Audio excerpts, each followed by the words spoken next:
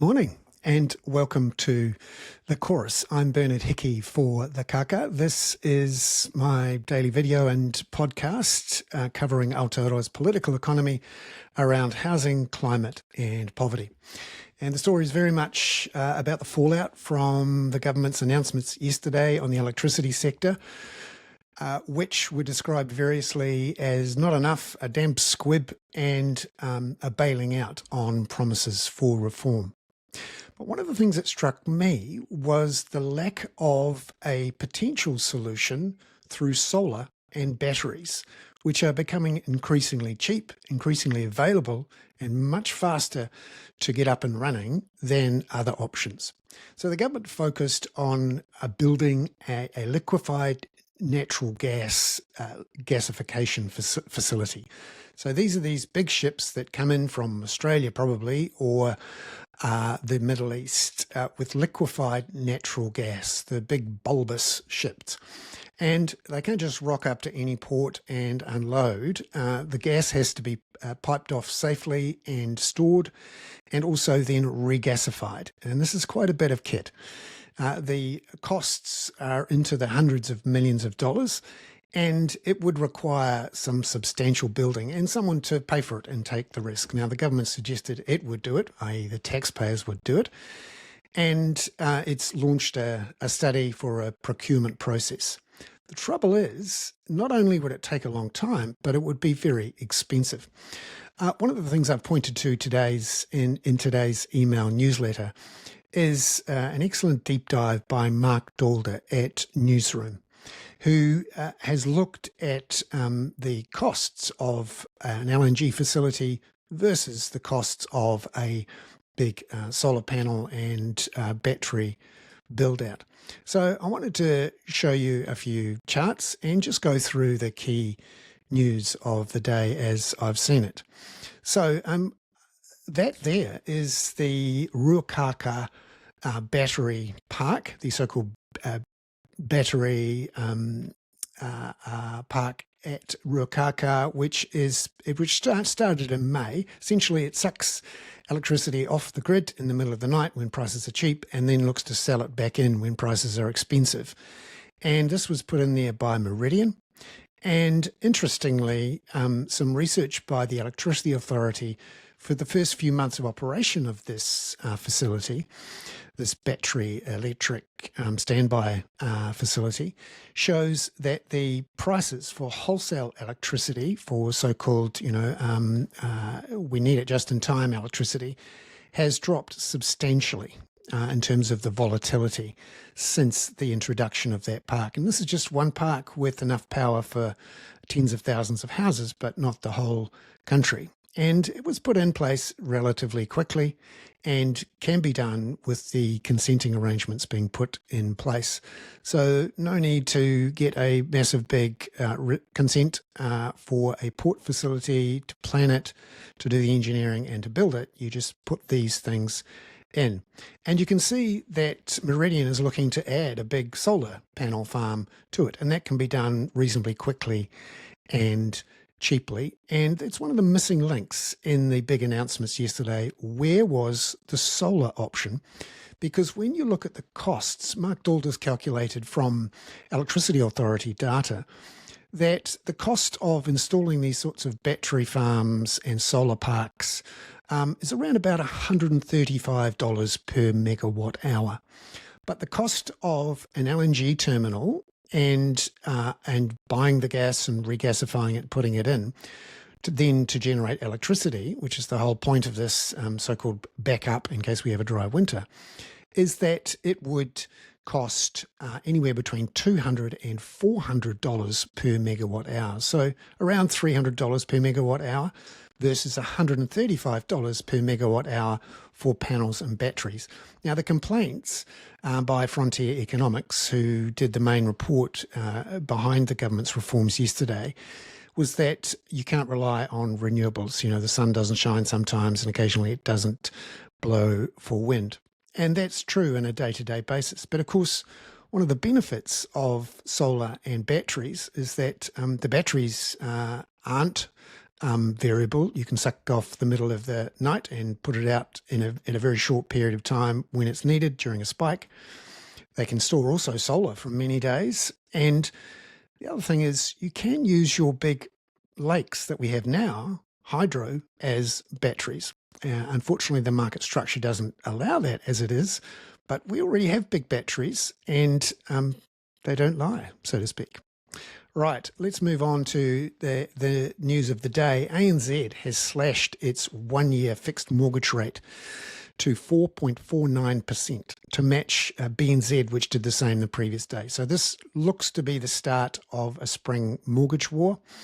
And we are starting to see already some of the spikes in lending into the housing market, which may come to the rescue of the housing market. Just to show you here, right at the end, some numbers out of the Reserve Bank yesterday showing a spike in monthly loan demand per capita, as shown in that chart there by musical chairs.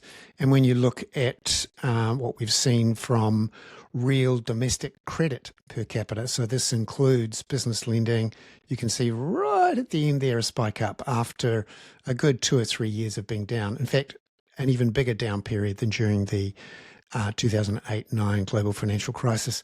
And you can see what happened when the credit per capita was surging into the housing market through the 90s and 2000s. Then the global financial crisis hit. There were various surges before that, and obviously the huge one around COVID. But since then, it's been down as people repaid debt and the banks were cautious. And of course, house prices were very high and there wasn't a lot of stuff going through. And you can see here, the blue is the housing loan demand. The purple is business loan demand. So during the global financial crisis, businesses stopped lending and repaid debt, as did households. And that's certainly what we've seen in the last 3 or 4 years. And with this surge in mortgage lending, that might be enough to sort of get the economy going again. Not in the good way, I think, but certainly that's what we'd see. Right, what's scooping out there today in the news, having looked around over the last 2 or 3 hours? There's a good scoop there from Nicholas Jones and Stuff this morning, an interview with Simon Watts, the Energy Minister, about a really interesting report out of the Energy Efficiency and Conservation Authority on the health dangers of gas stoves in homes. Now, this is important, of course, because one way to solve the gas shortage problem is to ensure that there is not a lot of gas going to other areas and that it's used to generate electricity when necessary. Well, there's a lot of gas, not as much as going into the likes of Methanex and other industrial uses, but there's quite a bit of gas going into homes. And the suggestion about stopping new connections for gas into homes has been politically controversial. Well, turns out there are a couple of hundred deaths every year from particulates and from gas stoves and other gas devices inside homes, and 3,200 childhood asthma cases. So Simon Watts is saying, we're looking at it, it's important, you should know about it, but you shouldn't panic. Well, we should certainly know about it, and it should be a factor in our thinking about how to deal with our energy crisis. We've got a scoop again from Derek Cheng over at New Zealand Herald, behind the paywall, unfortunately, but a key thing there, he has some numbers from corrections showing a big increase in assaults because of the packed nature of our prisons now, record high numbers of prisoners and record high numbers of assaults, more than double from 2017-18, and comments there from the Corrections Association that it's now a crisis. This again is all about this issue of building new prisons instead of homes.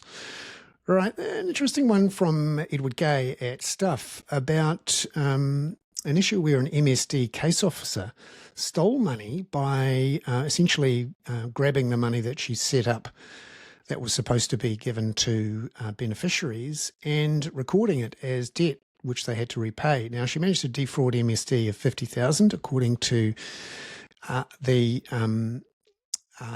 evidence put before the court when she was convicted.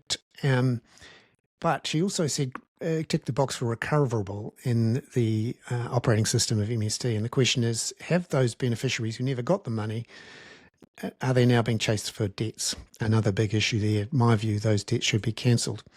Now, the scoop today from Newsroom is that Lotte, which was one of the duty-free competitors in our airports, has basically up sticks and left the country.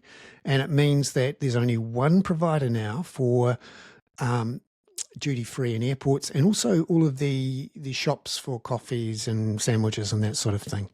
Again, monopoly nation is a problem. Again, I point to the column of the day, I think, is from Mark Dalder yesterday on those energy reforms. He really nails the detail and the nuance and is appropriately scathing at the end of the column. Just point you to an interview that Christopher Luxon gave to Audrey Young. It was published yesterday in the New Zealand Herald, not in the paper but online. And I put a gift link in there. That is an interesting one, including a quote from Christopher Luxon, who describes himself as just wired to be constantly constructively dissatisfied with himself, while also being incredibly optimistic. Some interesting quotes there. Quote of the day, though, the lead in the Post this morning is an interview with Ian Rennie, the Treasury Secretary, who basically says, right, we're going to close the purse strings for a decade. He says the argument is we need to do this because the young people will worry that they're going to have to inherit high taxes and have to deal with the burdens. That's not actually how our government funding system works. We spend money into the economy and then we mop it up with bond issues. And there is not an issue to be solved with borrowing or having high taxes to pay for borrowing. The issue to be solved is building infrastructure and ensuring that the money that's mopped up in the economy comes from those who can afford it. And that, in my view, should come from those with high net wealth. Now, the deep dive of the day that I think is useful, pointing to an excellent piece from RNZ on the Tokoroa jobs crisis, is also one from Stuff of pointing to a guy called Gilbert Sydney, who got a job at the Kinleaf mill. He was there for a few weeks. He was sacked from that. He went straight to the plywood mill, and not long after that, he got sacked from that as well. So it's a very tough time. He's got 4 kids, and you know, there's some really tough times going on in those provincial centres at the moment. Leading the Herald this morning is the passing of Nigel Latter, but an interesting piece in the papers today from in the business section about those electricity reforms, pointing out that the shareholders were pretty happy about the reforms because the share prices of the gentailers rose substantially. The Post obviously leading with Ian Rennie, and interesting pieces there, again, on the share prices rising and the criticism from a whole bunch of people in the business sector. The Press leads this morning with the nitrate levels that are a problem in Canterbury, and also a good scoopy thing from around the issue of 5,000 kids waiting for special learning help across the country. The Otago Daily Times includes a story about how workers are having to do all the work shutting down the wood plant in Tokoroa. In RNZ today, they're leading with a crime story, but they also have the point out that the allied health workers will join the primary teachers, and there's going to be a big strike on October the 23rd, the biggest one we've had in an awful long time. And another excellent scoop from on the issue of match fixing.